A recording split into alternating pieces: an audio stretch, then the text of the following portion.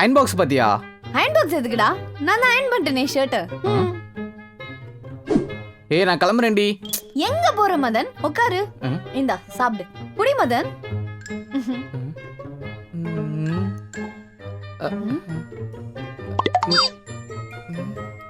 ஏதாவது கலந்துருப்போம்.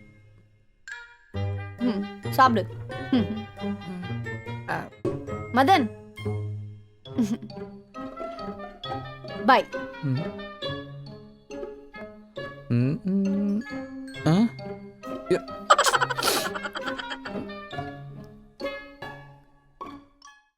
அடி போவி. அப்போ காஃபி துப்புனியா? அப்போ டவலு